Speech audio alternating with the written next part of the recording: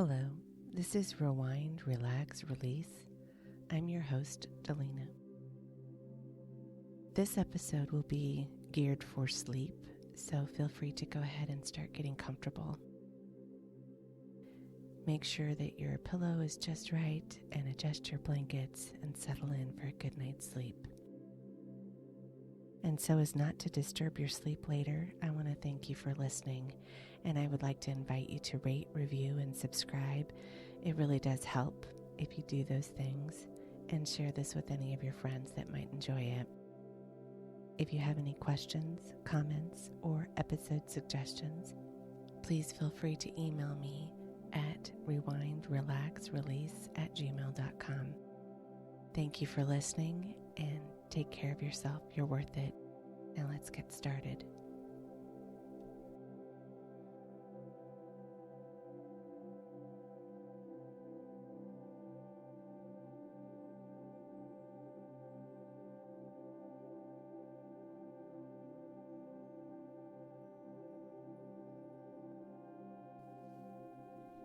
This episode is a reading of an essay by Hellen Keller titled The Five-Sensed World.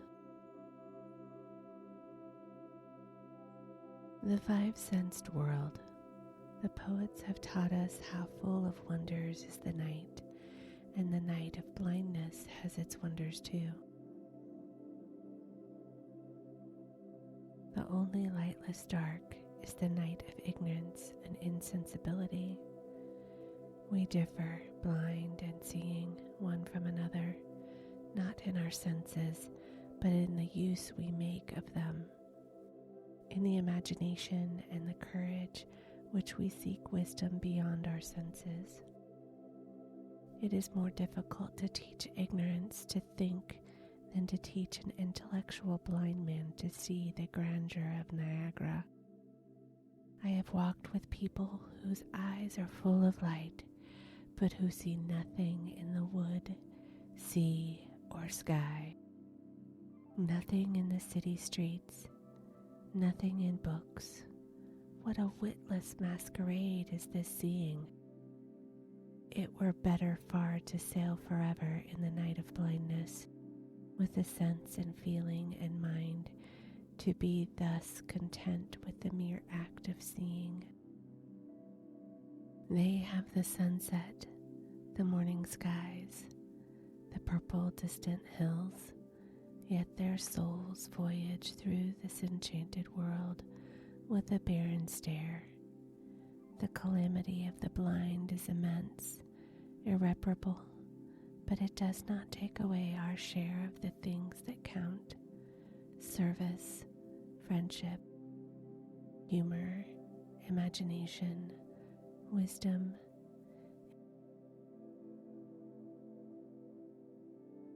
It is the secret inner will that controls one's fate.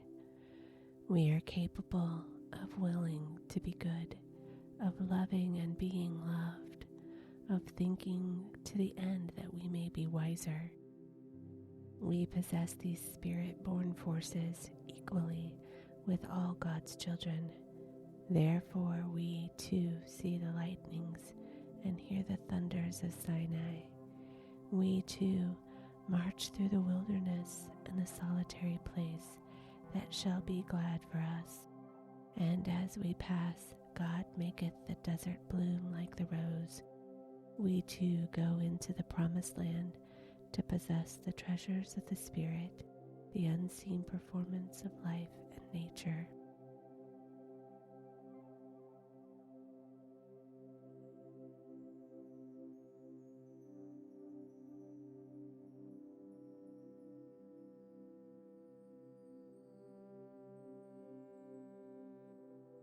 The blind man of spirit faces the unknown and grapples with it. What else does the world of the seeing men do? He has imagination, sympathy, humanity, and these ineradicable existence compels him to share by a sort of proxy in a sense he has not. When he meets the terms of color, light, physiognomy, He guesses, divines, puzzles out their meaning by the analogies drawn from the senses he has. I naturally tend to think, reason, draw inferences as if I had 5 senses instead of 3. I cannot compel my mind to say I feel instead of I see or I hear. The word feel proves to be, on examination, to be no less a convention than see and hear. When I seek for words accurately to describe the outward things that affect my 3 bodily senses, when a man loses a leg, his brain persists in impelling him to use what he has and not yet feels to be there.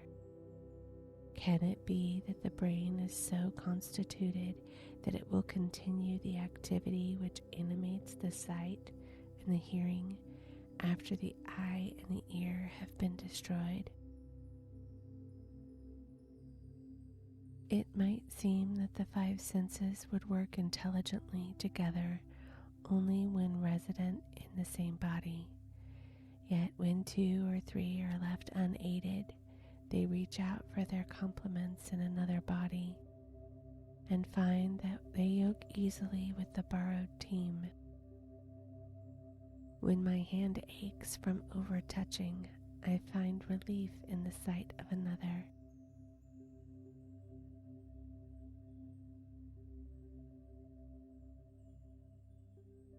When my mind lags, wearier with the strain of forcing out thoughts about dark, musicless, colorless, detached substance, it recovers its elasticity as soon as I resort to the powers of another's mind, which commands light, harmony, color.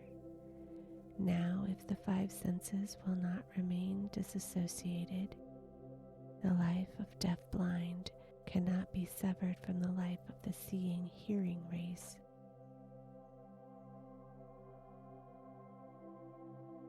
The deaf-blind person may be plunged and replunged like Schiller's diver into the seas of the unknown.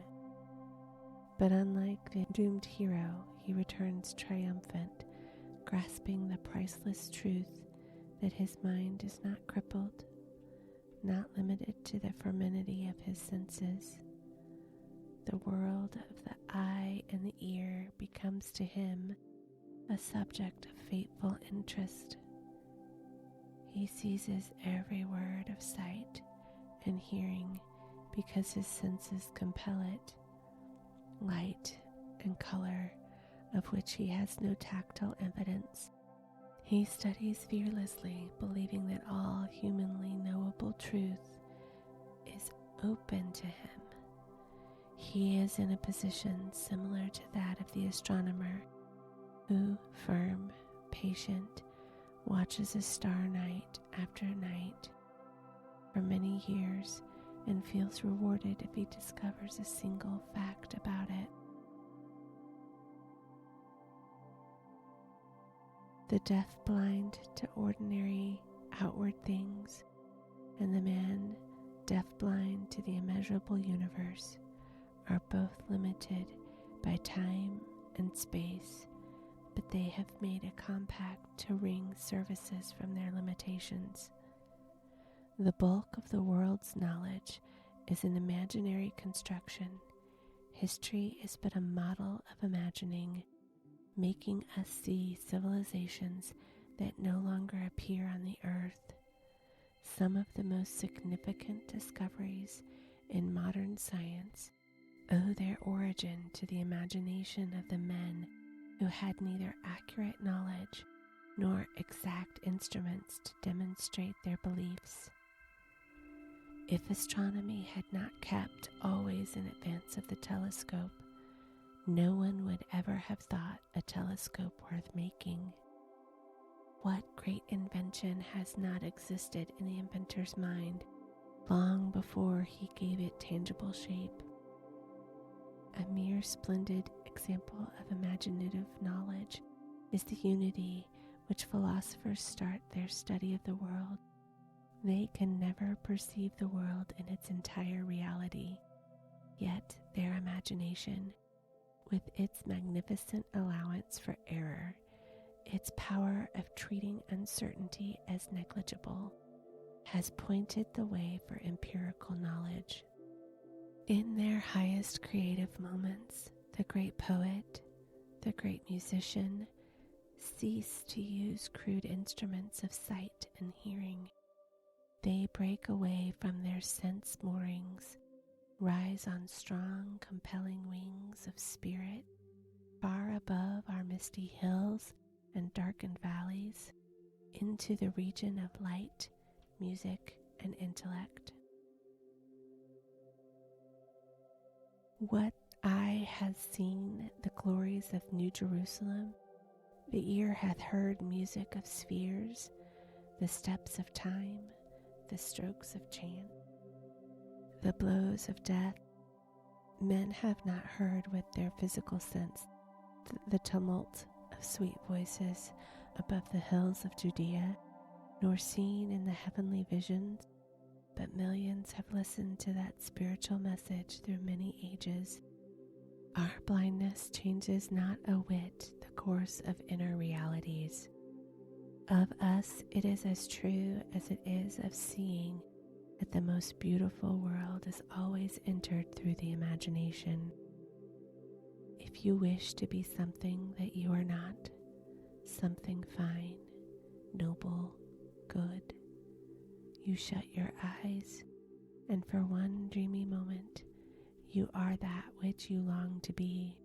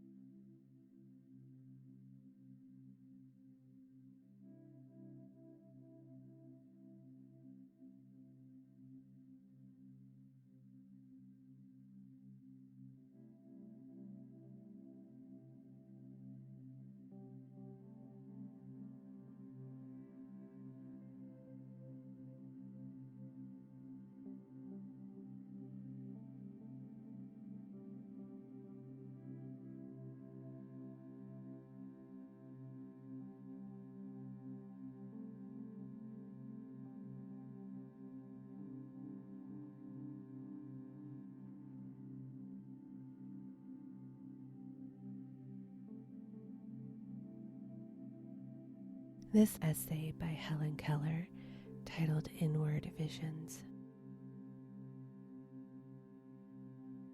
Inward visions. According to all art, all nature, all coherent human thought, we know that order, proportion, form are essential elements of beauty.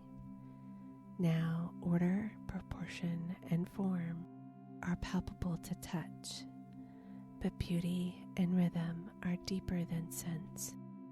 They are like love and faith. They spring out of a spiritual process, only slightly dependent upon sensations. Order, proportion, form cannot generate in the mind the abstract idea of beauty unless there is already a soul intelligence to breathe life into the elements. Many persons having perfect eyes are blind in their perceptions. Many persons having perfect ears are emotionally deaf. Yet these are the very ones who dare to set limits to the visions of those who, lacking a sense or two, have will, soul, passion, and imagination. Faith is a mockery if it teaches us not that we may construct a world unspeakably more complete and beautiful than the material world, and I too may construct my better world, for I am a child of God, an inheritor of a fragment of the mind that created all worlds. there is a consonance of all things, a blending of all that we know about material world and the spiritual. It consists for me of all the impressions, vibrations, heat, cold, taste, smell, and the sensations which these convey to the mind, infinitely combined, interwoven with associated ideas and acquired knowledge. No thoughtful person will believe that what I said about meaning of footsteps is strictly true of mere jolts and jars. It is an array of the spiritual in certain natural elements, tactile beats, and acquired knowledge of physical habits and moral traits of highly organized human beings. What would odors signify if they were not associated with the time of the year, the place I live in, and the people I know? The results of such a blending is sometimes a discordant trying of strings, far removed from the melody, very far from a symphony. For the benefit of those who must be reassured, I will say that I have felt a musician tuning his violin, that I have read about a symphony, and so have a fair intellectual perception of my metaphor. But with training and experience, the faculties gather up the stray notes and combine them into a full, harmonious whole. If the person who accomplishes this task is particularly gifted, we call him a poet. The blind and the deaf are not great poets, it is true, and yet now and again you find one deaf and blind who has attained his royal kingdom of beauty. I have a little volume of poems by a deaf-blind lady, Madame Bertha Galleron. Her poetry has versatility of thought. Now it is tender and sweet, now full of tragic passion and the sternness of destiny. Victor Hugo called her La Grande Voyante. She has written several plays, 2 of which have been acted in Paris. The French Academy has crowned her work. The infinite wonders of the universe are revealed to us in exact measure as we are capable of receiving them. The keenness of our vision depends not on how much we can see, but on how much we feel. Nor does mere knowledge create beauty. Nature sings her most exquisite songs to those who love her. She does not unfold her secrets to those who come only to gratify their desires of analysis, to gather facts, but to those who see her manifold phenomena, suggestions of lofty, delicate sentiments. Am I to be denied the use of such adjectives as freshness and sparkle and dark and gloomy? I have walked in the fields at early morning. I have felt a rose bush laden with dew and fragrance. I have felt the curves and graces of my kitten at play. I have known the sweet, shy ways of little children. I have known the sad opposites of all of these, a ghastly, tough picture. Remember, I have sometimes traveled over a dusty road as far as my feet could go. At a sudden turn, I have stepped upon starved, ignoble weeds and reached out my hands. I have touched a fair tree out of which a parasite had taken the life like a vampire. I have touched a pretty bird whose soft wings hung limp, whose little heart beat no more. I have wept over the feebleness and deformity of a child, lame, or born blind, or worse still, mindless. If I had the genius of Thompson, I too could depict a city of dreadful night, from mere touch sensations, from contrasts so irreconcilable, can we fail to form an idea of beauty and know surely when we meet with loveliness? Here is a sonnet eloquent of a blind man's power of vision. The mountain to the pine. Thou tall, majestic monarch of the wood, that standest where no wild vine could dare creep. Men could call thee old, and say that thou hast stood a century upon my rugged steep. Yet unto me thy life is but a day. When I recall the things I have seen, the forest monarchs that have passed away, upon the spot where first I saw thy green, for I am older than the age of man, or all the living things that crawl or creep, or birds of air or creatures of the deep. I was the first dim outlet of God's plan. Only the waters of the restless sea and the infinite stars in heaven are old to me. I am glad my friend Mr. Steedman knew the poem while he was making his anthology, for knowing it, so fine a poet and critic could not fail to give it a place in his treasure house of American poetry. Mr. Clarence Hawkes has been blind since childhood, yet he finds in nature hints of combinations for his mental pictures. Out of knowledge and impressions that come to him, he constructs a masterpiece which hangs upon the walls of his thought. And in the poet's house come all the true spirits of this world.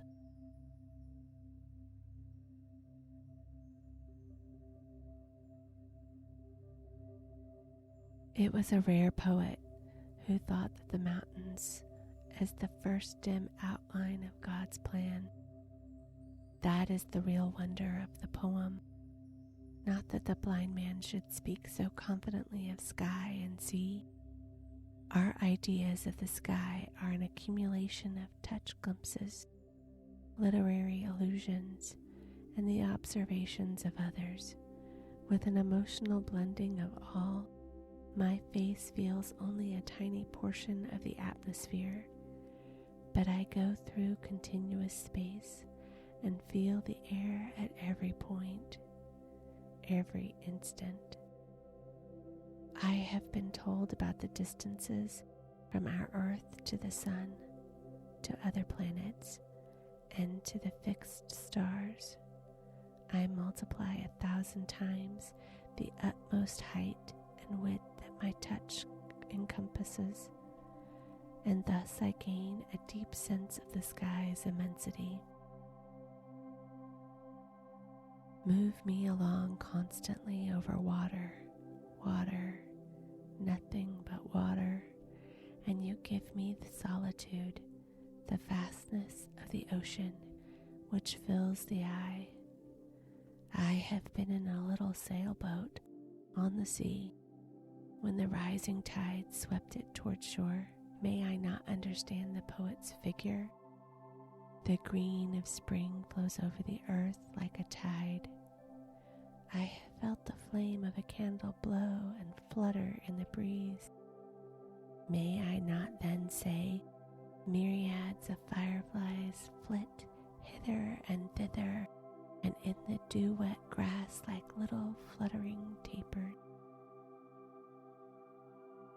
Combine the endless space of air, the sun's warmth, the clouds that are described to my understanding spirit, the frequent breaking through the soil of a brook, or the expanse of the wind-ruffled lake, the tactile undulation of the hills, which I recall when I am far away from them, the towering trees as I walk by them, the bearings that I try to keep while others tell me the directions and various points of the scenery, and you will begin to feel the surer of my mental landscape, the utmost bound to which my thought will go. With clearness is the horizon of my mind. From this horizon, I imagine the one which the eye marks. Touch cannot bridge distance. It is fit only for the contact of surfaces, but thought leaps the chasm. For this reason, I am able to use words descriptive of objects distant from my senses. I have felt the roundure of the infinite's tender form. I can apply this perception to the landscape and to the far-off hills.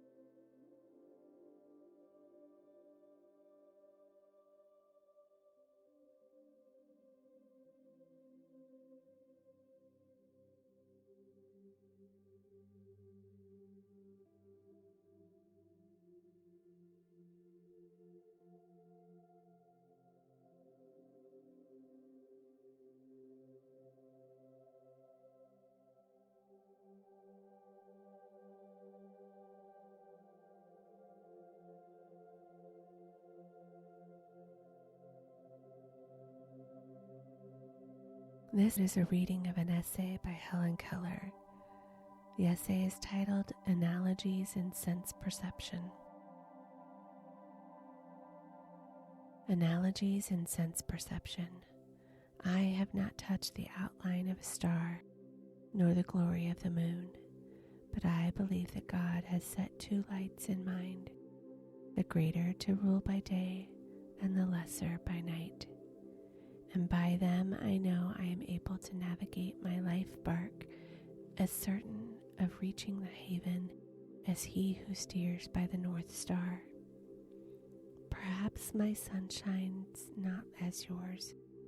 The colors that glorify my world, the blue of the sky, the green of the fields, may not correspond exactly with those that you delight in, but they are nonetheless color to me. The sun does not shine from my physical eyes, nor does the lightning flash, nor do the trees turn green in the spring, but they have not therefore ceased to exist, any more than the landscape is annihilated when you turn your back on it. I understand how scarlet can differ from crimson, because I know the smell of an orange is not the smell of a grapefruit. I can also conceive that the colors have shades, and guess at what shades are. In smell and taste there are varieties not broad enough to be fundamental, so I call them shades. There are a half dozen roses near me. They all have the unmistakable rose scent, yet my nose tells me they are not the same. The American beauty is distinct from the Jacques Lamont and La France.